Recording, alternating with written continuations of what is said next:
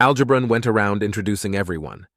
Basanoth, king of Blood Fae, wore the same armor as the Blood Fae that Algebron had summoned earlier, but was much taller and had a meaner-looking face. His chiseled jaw and low-set brow made it look as if he was permanently scowling. Horth, king of Bone Fae, had nearly identical facial features, but both his skin and armor were an off-putting pale yellow-white color. It took a second for me to realize that it was the same color as sun-bleached bone, which makes sense since he's the king of Bone Fae, I guess. Muldobran didn't look like I had expected at all. His chin was rounded and his brow was high, giving him an almost childlike face. The pudgy cheeks and belly enhanced this effect, but his eyes were as serious as a heart attack. He stood shorter than most of the Fae, only surpassing Tits's height by an inch or two, but he somehow exuded a commanding presence. I wondered how Algebron and Tits were able to muster up the courage to piss him off. Muldobran and Algebron were wearing the same outfit, pants and shirts that looked as if they were made of leaves, with intricate stitching that formed odd patterns that kind of hurt to look at. Tits' outfit was similar, but her shirt was cut low enough that I realized she didn't have a navel. I also noticed that the patterns on her clothing forced my eyes toward her substantial cleavage. I sighed internally as I endeavored to look away from her as much as possible. Ylf, king of the flower fairies, looked exactly as I imagined a flower fairy would look. He stood at about 8 inches tall, and his facial features were soft and kind. His most striking attribute was his wings, which were every color that I could think of, in a pattern that reminded me of my mom's flower garden. He was wearing what could only be described as a onesie made of flowers, and when Algebron introduced him, he held out a hand to me. "What are you doing?" Horth asked. Mortals like to touch things, and one of their favored greetings is a handshake, Ylf explained. I gently took his hand and was shocked by how cold it was. Then I was surprised by strength of his grip and shake. We shook for nearly 40 seconds before Algebron interceded. "I'm fairly certain that's too long of a handshake, Ylf," he said. "Really?" Ylf asked. "It's a very pleasant sensation, though. Such a warm hand, with a nice and firm grip as well. I could shake it all day." "We do have other matters to attend to," Muldobran sighed, rubbing his forehead. "Oh yes, my apologies." Ylf released my hand and smiled at me. I nervously returned his smile and then realized that I had been internally referring to these creatures as male and female. With Tits and the other Fae, it was an easy mistake to make. They were practically caricatures of their displayed genders. Ylf, though, was much more androgynous, and this had made me realize my mistake. A few of my friends back home struggled to define themselves with gender and would probably do much better than I can in this situation. Some of my other friends would do much worse, though. Before I could start wondering how all of them were doing, I refocused on the situation at hand and endeavored to avoid referring to the fair folk using gendered pronouns at all cost. "Now that we are acquainted, let's get started," Muldobran said, gesturing to the chairs and tables. The seating rearranged to form a semicircle facing 5 seats with matching tables. Algebron looked at me and gestured to the center seat. I sat, and Yolk took the seat to my left. Algebron sat next to Yolk, and both Tits and Nash tried to sit to my immediate right. "No, no!" Tits winked at him and pointed to the other chair. "You sit there, I'll sit here." "But," Nash said, trailing off and looking to Algebron for help. "Honestly," Algebron shook his head. "Nash, you should let them take that spot. We should just be grateful that they're sitting in a chair and not on Nick's lap." "Now there's an idea," Tits said with a wide smile. "No," I stated emphatically. "Aw, come on, Nick, don't be like that. Uncross your arms and lean back so I can—" Muldobran slammed a fist on the table in front of him. "Sit in the thrice-damned chair, now!" Tits shot the king of the Archfey a venomous glare, but did as she was told. The 2 Archfey held eyes for a few moments before Muldobran turned his attention to me. "Now then," Muldobran said, "Nicodemus Liam Smith, I understand that you provided a name to both Algebron and Tits, and immediately afterward they were transformed into Archfey. I also understand that you are attached. Please elaborate on your interaction with the being you spoke with in the void." "Muldobran," I feel that's unnecessary, Algebron interrupted. I've already told you all about that interaction. Yes, Algebron. You saw his memories when your blood mingled. However, when viewing memories in such a way, the view is crystal clear. A perfected recollection, if you will. One's perceptions of one's memories are often different from the memories themselves, though. Nearly always, in fact. The higher ones are far trickier than even we, and it would be a simple matter for them to alter one's perception to grant different information than what actually occurred. Huh? Horth and Bazanoth asked simultaneously, then shared an angry glance with one another. Mummeldobran sighed. To put it simply, with a little help from the higher one, Nick may have gleaned something from the memory that Algebron wouldn't have been able to. All eyes turned to me, and my mouth went dry. What if what I tell them is wrong? What if they aren't able to get the answers they need? I can practically feel how powerful they are. What will I do if they get mad at what I say? We were attacked by bandits, and I cast healing on a friend of ours who was injured. I ended up using all of my magic and lost consciousness, I explained. It was dark, then it was bright, and I was suddenly naked. Then there was Cass, except she wasn't really Cass. Irrelevant details, Mummeldobran interrupted. What did the higher one say to you? I assume it told you to do something? Yes, it told me that I was about to go down the wrong path and I needed to see King Isinirath because some stupid Mer were about to do some stupid things. It also told me not to tell anyone. Great. Now that you've chastised him about irrelevant details, he left out some of the relevant ones, Ylf said, sticking its tongue out at Mummeldobran. Nick, we'd like your interpretation of these events as they happened. Start from when you met the higher one. Okay. We were both nude, and I thought she was in disguise, but she, or it, I guess, it said that my brain was trying to make sense of where we were, and that it was interesting that I saw it as my girlfriend, I explained. It told me that my brothers and I wouldn't know what to do when we got to Bolasir, and that we needed to see King Isinirath, or it would take years for me to figure out how to get home because some stupid Mer were about to do some stupid things. It also called Yulk cute. Not an inaccurate description. Ylf laughed. Go on. It said that it's rooting for me, and that the reason it didn't tell me exactly what I should do to get home is because of a pact. Then its appearance changed, and I could see bright red chains binding it. I asked it if I should tell anyone about it, and it said no because it would lead to violence and bloodshed. I asked why it was approaching me, and it explained that it really wanted to and threatened to throw a temper tantrum if it wasn't picked. Then it told me to train, and I woke up. Yeah, that sounds like a higher one to me, Horth said bitterly. The details that the human remembers tell a story, Mummeldobran said. Nick saw the higher being as someone close to it, which... Him, Yeath interrupted. Nick is a male. Oh, I really don't give a shit, Mummeldobran snarled. When it comes to speaking, one should do it right or not at all, Archfey King, Bazanoth said. Fine. He saw the higher being as someone close to him. Happy? There you go, Yeath grinned. Good job, keep it up. Mummeldobran muttered something that sounded obscene before recomposing himself. Nick saw the higher being as someone close to him, he continued with an annoyed glance at Yeath, which could indicate that the higher being is close to him. It could be acting as a protector or guide, the latter of which is somewhat more likely given the rest of their interaction.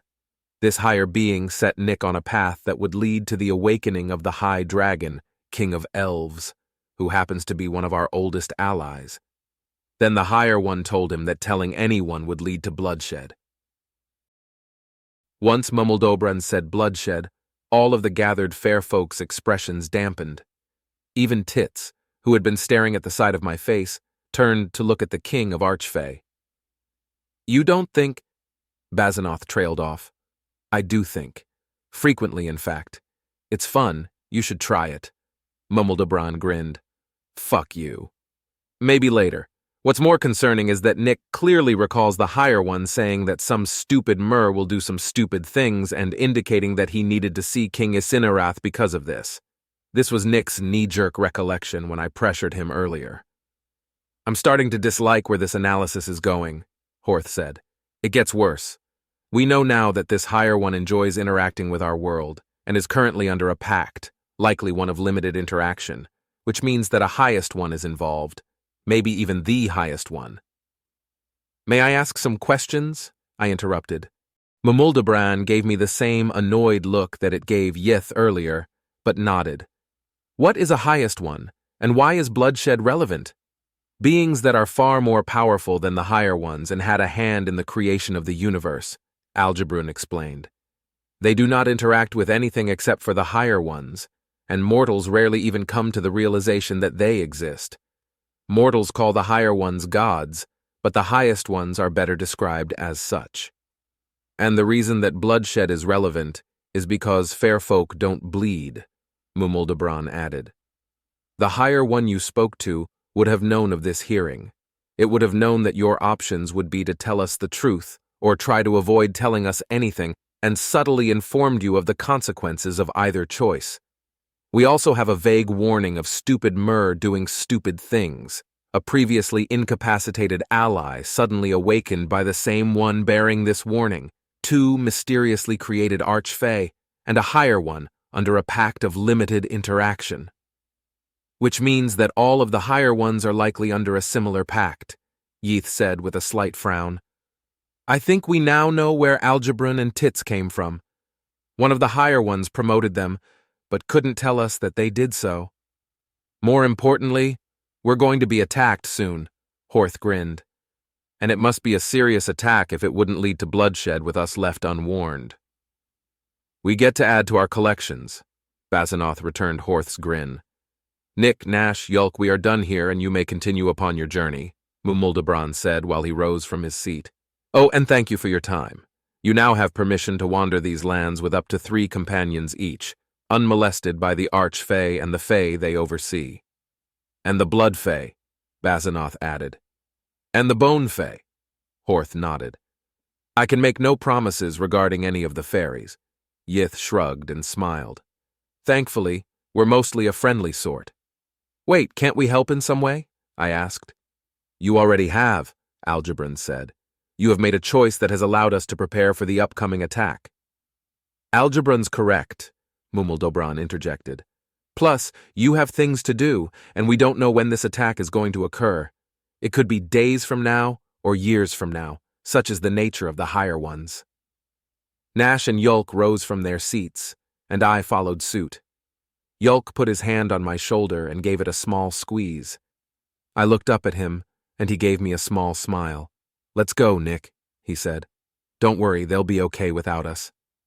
Yeah, the King of Bloodfey fought our dad and didn't die, Nash grinned. They're plenty strong. I let out a small sigh, unable to shake the worry that something bad might happen to Algebrun and Tits. Then I looked around at the assembled fairfolk and realized that a fight alongside them would probably be out of my league anyway. I nodded slowly. Yeah, I said. You're pro. I want to go with Nick, Tits interrupted. He could likely use my help on his journey and my aid would be more beneficial to him than it would be to the deep wild forest. Plus, I haven't seduced him yet. The clearing went silent as everyone turned to look at Tits in disbelief. A few seconds passed before Mumuldabran cleared its throat. You have no idea how much I'd like to say yes to that request and be free of your annoyance for a time, the King of Archfey said. However, I am getting a very powerful urge to say no, and cannot pinpoint the source of said urge. A whisper, Tits said sadly. I see. Well, sorry, Nick. Looks like I'm needed here and can't go with you after all. Huh? I managed to reply. Go now, lovely little object of my adoration, she whispered, stepping closer and putting her finger against my lips. Before I change my mind. The warmth of her finger barely registered in my mind as I stared deeply into her eyes and saw how serious she was. We stood there for a moment while I thought about what to do. A smile began to creep over her face. I could almost see her mind changing, which made up my mind about what to do. I turned and ran back the way we came as fast as I could. Yulk and I watched in alarmed disbelief as Nick sprinted off into the forest. His sudden departure left me in a bind. I couldn't go after him because that would involve leaving Yulk behind, who would not be able to keep pace with us due to his back. My concern for Nick waned a bit When I remembered what the fair folk had said regarding our ability to travel their territory, though, they won't mess with him, and he's strong enough to be able to hold his own against most of the monsters and animals around these parts. He's apparently fast enough to outrun the ones he can't too. Though whether or not he's smart enough to make that decision is another matter entirely. I shrugged and turned back to Tits and Algebran. Well, I guess it's time for us to get going, I said. Indeed it is, Algebran smiled warmly. See you later. Later. Yulk and I waved as we left the clearing, following Nick's hastily made path. We had to watch our step because of the undergrowth that littered the ground. How the boy managed to sprint through this without breaking his neck is a wonder. Despite the distractions of the undergrowth and my desire to yell at Nick, I found my mind wandering back to what Algebran had said. It wasn't an uncommon way to say goodbye, but it struck me as odd that it came from a fae. Was it truly a farewell, or was it intended to be a premonition? Hey, Yulk, what do you suppose Algebran meant? I asked. When it said, see you later, I mean. I very much doubt it was utilizing the colloquialism, Yulk chuckled. The real question is, when will it see us later and under what circumstances? That's two questions, I said. No, it isn't. Yeah, it is. No, by adding the and, I chained the thoughts together to form one coherent question. If I were able to write it down, you would see. Trying to use your advantage of being able to read, eh? I said, unable to hide my grin. That's how I know I'm right. Oh, I see.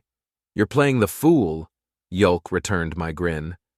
You know, it's quite the convincing act. So convincing, in fact, that I'm not entirely convinced that it is an act. I laughed at the insult, and we continued walking through the forest. Eventually, the trees and undergrowth thinned out, making things much easier on Yulk. Come to think of it, Algebran didn't specify that we would see each other, I said. That's true, he replied. Perhaps they were hinting at a plan to keep us under surveillance. Could be, I nodded as we left the woods and began following the road. Tits all but confirmed your theory that they aren't bound to the forest. Indeed, it's unlikely that she would mistakenly believe she could accompany Nick on our journey. Regardless, I doubt we have anything to fear from Archfey surveillance. I guess you're right. Oh look, I pointed to the cart. Algebran's spell is gone. Imlor, Olmira, and Nick were chatting as they waited for us. The conversation grew silent as we approached, and Nick's eyes glued themselves to the ground. He rubbed the back of his neck and cleared his throat. He began. Don't you fucking me, I angrily interrupted. The hell did you run off for? It's not like we could keep up. What with Yulk's back? Were you so embarrassed by the attention of Tits that you lost your reason? That's a hell of a sentence, Imlor chuckled. My glare shifted to the gnome, and he lifted his hands in apology. I turned my attention back to Nick, who was still staring at the dirt as if it were going to do a trick. Look, I was scared, he explained. Cass means everything to me, and I haven't had anyone else show interest so aggressively. I opened my mouth to chastise him further, but Yulk snorted. That's just cute, he said quietly. Cute? I asked, less quietly. Nash, relax. I'm the injured party here, and you're much angrier than I am. While I appreciate your concern, you would do well to remember that he's not that far removed from childhood. We don't just abandon each other, brother. Even children know that. It isn't as if we were left surrounded by monsters or... That's debatable. The fair folk don't see things the same way that we do. Acts we see as monstrous, they see as mundane entertainment. Regardless, we were and are safe, and Nick has not demonstrated the kind of personality that would have left us if we hadn't been, Yulk said sternly, clapping his hands to indicate the conversation was over. Now let's get going. We've got a lot of ground to cover. I gave Nick one last glare, and we all loaded back into the cart and continued our journey. Things were tense at first, but eventually the atmosphere eased up. We settled into a pattern of sleeping, eating, driving, training, eating, driving, and sleeping. For the first day or two, I took out my anger with Nick in our training sessions. Once my anger was abated, I eased up on the boy, allowing me to notice that he had actually made a lot of progress. On the fourth day, His training sword managed to find my neck, and he expertly held it there without harming me. "Good," I said, pushing the sword away. "Your footwork is a little sloppy, but you're finally starting to understand the basics of swordsmanship." "Awesome," Nick replied, collapsing to the ground and panting. "What comes after the basics?" "Expert drills, which are much more difficult and dangerous. There are many different ways to wield a sword, and each sword and wielder has their own strengths and weaknesses within each form," I explained while gathering up his sword. "The wielder must be made aware of these strengths and weaknesses and memorize them. I'll be able to take you through the first few drills, but then we'll have to find a swordmaster." "Really? Why?" "Because expert drills are done with real swords, and I am a generalist in the art of bladed weaponry. If I try to lead you through specialist training, it's likely to end in injury, the bad kind of injury." "I can heal us," he said with a grin. "Not without your head," I said without expression. "One slash in the wrong direction, and it's all over." Nick's grin faded as the realization of how dangerous this training could be dawned on him. Before I could hammer the point further, the sound of hoofbeats caught my ears. Nick heard them, too, and we both walked to the road to see who was coming. 2 Hanarses carrying orcs wearing the messenger uniforms of Kirkana rode toward us. Both Hanarses also carried large sacks, which were no doubt full to the brim with mail. I waved a greeting, and to my surprise they stopped to speak with us. "Ho there," one of the messengers greeted us. "Are you the ones that High Chief Ulermak sent to Bolasir?" "Of course they are," the other said, pointing to Nick. "That's the human." "We are indeed. What business have we?" I asked. "I'm Frilk. This is Poma," the first orc said. "You wouldn't happen to be trailed by an army, would you?"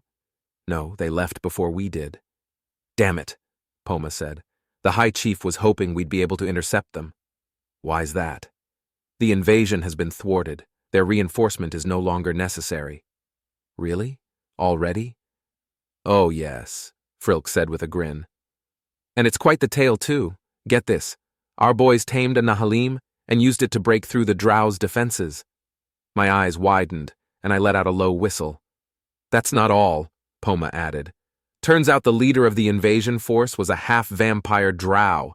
The sick fuck was using his own sister as a blood bank." "Well, that's going to be a black eye for Lofen," Yulk said as he approached. "Damn right, and the bastard deserves it too," Frilk spit. "So there's no point in us carrying on in this direction because the elven army isn't behind you, right?" "Correct. I would assume that they took the adventurer path," Yulk said. "But that path is impassable." "Landslide, yes?" "Yes." "Then they'll likely be able to clear the obstacle using their army," Yulk smiled. "The United Chiefdoms probably won't even have to foot the bill. High Chief Ulermak will be pleased with that at least. I doubt the Elven General will be, though, much less the Regent." "Oh, we don't have to worry about the Regent anymore." "What do you mean?" "King Isinarath, the High Dragon, has awakened." Yulk's smile turned into a grin. "He's retaken his place as ruler of Bolasir." The 2 messengers sat upon their narses with mouths agape. Their flummoxed expressions were well-founded. This news would have interesting effects throughout the chiefdoms, maybe even the entire continent. "Well, I think High Chief Ulermak would want to hear about that," Frilk said. "You want to go tell him, or should I?" "Why not both of us?" Poma asked. "One of us has to backtrack down the adventurer path and intercept Bolasir's army." "Damn, it would be nice to get off the road for a bit, but I don't have any idea how the High Chief's going to react to the news about the dragon." Poma rubbed his chin. "I'll find the army. You go tell the High Chief." "Sounds like a plan," Frilk said, turning back to us. "All right, we're off. Have a good journey." "You too," I nodded. The pair of messengers turned their narses around and began traveling back the way they came. "You know, it didn't actually occur to me that High Chief Ulermak might be angry that King Isinarath has awakened," Yulk said. "When we report, do you think we should leave out how he was awakened?" Nick asked. "No," I answered. "The High Chief may be angry with you, but you're a member of the Alta family. You'll be safe from his wrath. Plus, he'd be even angrier if he were to find out we omitted the truth." Indeed, best to get it over and done with as soon as we can, Yulk nodded. We should tell him about the entity that visited your dreams as well. He might have some information to share with us. Really? How? Nick asked. He's royalty, a legitimate member of the Orcish royal line, one of the few remaining royal families. That doesn't just come with power, it comes with knowledge and secrets. It's entirely possible that he doesn't know anything about gods or higher beings, but it shouldn't hurt to ask. But what if he's one of the Mer about to do a stupid thing? Did he strike you as particularly stupid? I asked. No. Nick paused. But you don't have to be stupid to do stupid things. True, but the higher one in your dreams said stupid Mer doing stupid things. Since Ulurmak isn't a stupid Mer, I don't think we have to worry. Yeah, but we have plenty of time to think about this, Yulk interrupted. We should get back on the road. After a moment of hesitation, Nick and I nodded our agreement, and the three of us packed our stuff back onto the cart. Olmyra and Imlor were already waiting for us, and once we loaded up, we started moving again. Olmyra had been uncomfortably quiet since our encounter with the Fae, and I decided to try to ease this discomfort by breaking the silence. So, I began, Olmyra, you're not actually Olmyra? Or, how does that work? That's the most awkward question I've ever heard, she laughed. Yes and no. I have all of the memories of Olmyra and all of the memories of the Fae that I was before becoming an undead. Well, maybe not all of them. It's been a long time and I've forgotten a lot. So you're like two people merged into one? Nick asked. Kind of. It is somewhat difficult to explain. Technically, I am no longer Olmyra, but I think like Olmyra and feel like Olmyra. It kind of feels like the Fae memories were just something I picked up along the way. Why didn't you tell me of this? Yulk asked with a carefully neutral tone. I am sorry, Yulk. It never really came up, and let's face it, your ideas about vampires and the undead were much more logical than the truth of the matter. Plus, I wasn't entirely convinced the memories were real in the first place. I do remember a situation exactly as the Fae described while I was being turned, but it was as if it were buried within my subconscious. I genuinely don't believe I would have been able to properly eloquate the thought before our encounter with the fair folk, Olmyra said, then sighed. Those are just excuses, though. Truthfully, I was afraid of what you might think. What do you mean? Well, you might have conflated me with the Fae that I apparently used to be and seen me as a monster. Or worse, you may have had questions that I had no answer to and believed me to be a fool. Either way, it would have been difficult to maintain our relationship as student and teacher. Nick, Imlor, and I sat uncomfortably as the air thickened with awkward emotion. Every second that Yulk spent formulating his response felt like an eternity. You have mistaken me, Yulk said softly. I do not judge others on the actions they took eras ago, nor do I conflate ignorance with foolishness. It would be a lie to say that I wouldn't have seen you in a different light, but I would have proudly continued to benefit from your instruction. I see. It would appear that my reasons for the secret were more wounding than the secret itself. Once again, I apologize. It's forgiven, he smiled. I don't expect you… What? I said it's forgiven. There's no point in dwelling over it, especially since you're remorseful. Friends keep secrets from each other all the time, and this is likely one of the least harmful of those secrets. I probably have a secret or two as well, though none come to mind. So, what? That's it? Olmyra asked incredulously. You don't see me any differently? Of course I do, Yulk laughed. Apparently you're much more knowledgeable than I had previously believed, which means you still have much more to teach me. It never even occurred to me that you may be a fount of information regarding the Fae. Obviously, I'd quite like to maintain our relationship as student and teacher, as well as our friendship. Oh, of course. The air cleared as the pair smiled at each other, and we continued our journey to Kirkana.